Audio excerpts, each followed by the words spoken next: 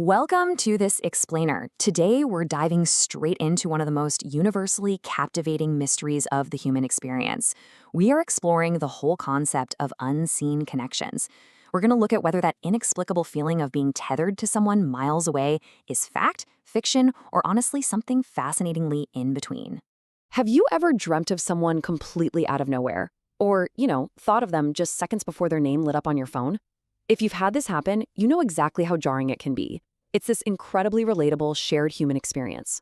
And the crazy thing is, across different cultures, belief systems, and even scientific disciplines, people are actively trying to figure out exactly what the heck is happening in these seemingly impossible moments. Because let's be real for a second. Sometimes a memory is just a memory, right? Our brains are constantly recycling information. But sometimes it just feels like something more. Throughout this explainer, we're going to unpack this fascinating juxtaposition between pure, random, mathematical coincidences and what a lot of folks describe as this powerful, undeniable intuition. Are we just pattern-seeking machines, or are we actually picking up on energetic signals from other people? Let's get into it. Moving into our first area, physical and emotional nudges. So looking across multiple sources from ancient spiritual teachings all the way to modern cultural folklore, there's this remarkably consistent list of physical sensations people report when they feel someone is thinking about them.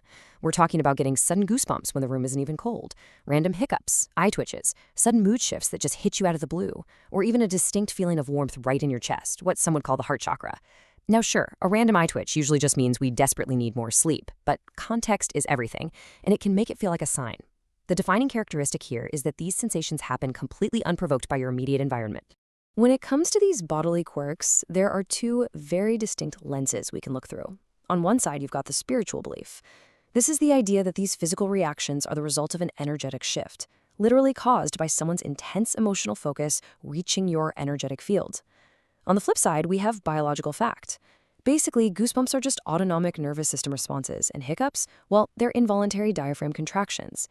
But here's the thing, neither perspective actually invalidates the experience itself. Instead, it really shows how humanity beautifully makes meaning out of our basic biology. All right, let's move on to our next section, synchronicities in the wild. So this concept isn't just some modern internet folklore. It is actually deeply grounded in established psychological theory.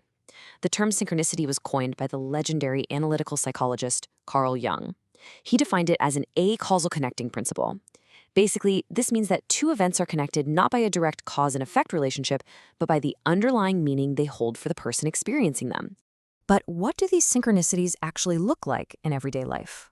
According to the literature, they show up as external and subconscious signs. It might be seeing a specific person's name repeatedly, on billboards, coffee cups, or random name tags.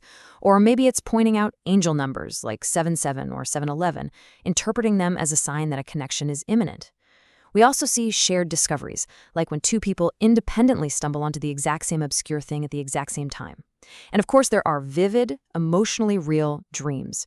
Jung actually viewed dreams as a profound bridge between the conscious and unconscious mind, almost like a space where we process these invisible threads of connection. Which brings us to the psychology of coincidence. When researchers actually sit down to analyze these events, they look really closely at how people differentiate between intuition and coincidence. And the sources highlight a clear internal divide here. A simple coincidence usually feels totally neutral, entirely random, and fleeting. You forget about it 5 minutes later. Intuition, however, that feels entirely different. It feels emotionally charged, it lingers in your mind, and it often repeats in patterns. It's really that internal emotional response that elevates a totally random chance event into a truly meaningful connection. And hey, if you think you're a total outlier for feeling this way, the data definitely says otherwise. According to a major study published in the journal Frontiers in Psychology, somewhere between 22% and 84% of the population reports experiencing synchronicity at least once in their lives. Now, yeah, that is a huge range, but it reveals a surprisingly high percentage of people who have felt this exact phenomenon. It's practically a universal human trait. That same Frontiers study actually created a psychological model to map this whole thing out. It's called the REM model, which is part of the SAMD scale, and it breaks down how we process these moments into 3 distinct steps. First up is receptivity, which is basically having a baseline level of attention and openness to your environment. Second is the exceptional encounter. That's the sudden, unexpected event, like seeing your old friend's name 3 times in one single afternoon. And third is meaning detecting. This is the active, conscious process where your brain takes that random event and connects it to your ongoing life narrative. So you see, humans don't just passively experience coincidences. We actively process them to make sense of our world. Now, you might already be familiar with the psychological framework for one of the most common ways this happens, the Baader-Meinhof effect, otherwise known as the frequency illusion. Our brains are incredibly efficient pattern recognition machines. Once you learn a new word, or once you start thinking about a specific person, your brain subconsciously flags that information as important. Suddenly, you start seeing their name everywhere, or hearing their favorite song on every radio station. The universe hasn't necessarily changed. Your brain has just changed what it's choosing to filter into your conscious awareness. Pretty cool, right? But we definitely shouldn't dismiss the mystery entirely, because science offers some genuinely awe-inspiring parallels to the spiritual ideas of connection. Take empathic sensitivity, for example. This is a highly measurable psychological trait where some individuals are genuinely just more attuned to the emotional states of others. Or consider emotional synchrony, where people who are close to each other involuntarily mirror each other's moods and thoughts over time. And while physicists totally caution against applying it directly to human relationships, the concept of quantum entanglement, where two particles remain connected and affect each other regardless of the physical distance between them, serves as a really beautiful metaphor for how we feel about the people we are deeply bonded with. Let's transition over to modern manifestation methods. Today, we are seeing this deep desire for connection playing out in all these viral manifestation trends born out of the New Thought movement.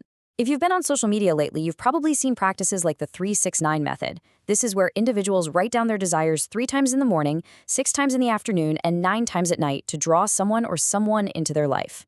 Another massive trend is lucky girl syndrome, which is all about repeating positive affirmations, like, "I'm so lucky, everything works out for me," to basically rewire the brain and attract luck and positive connections. Whether you view these as magical thinking or just highly structured cognitive behavioral framing, they showcase a fascinating proactive methodology to try and harness the connections and synchronicities we've been talking about. Finally, let's wrap up with meaning over magic.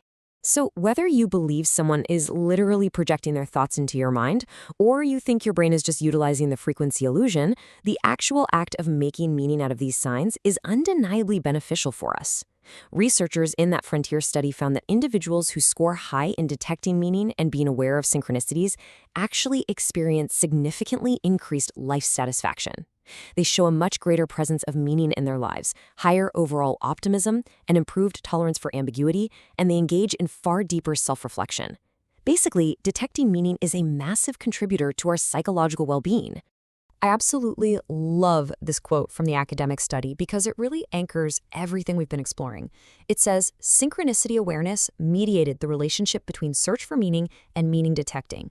To put that into plain terms, simply being aware and open to the possibility of connection is the bridge. It is that very openness that unlocks our ability to detect meaning, which in turn unlocks a much deeper sense of life satisfaction for all of us. So at the end of the day, we are left with the beautiful reality that we are quite literally wired to seek out connection, to find patterns in the chaos, and to make our universe feel just a little bit smaller and a whole lot more meaningful. The next time someone inexplicably pops into your head, or you get a sudden case of the hiccups, or you see that exact angel number on your receipt, will you answer the call, or will you let it ring? Keep exploring the magic and the psychology of your daily life, and I will catch you in the next explainer.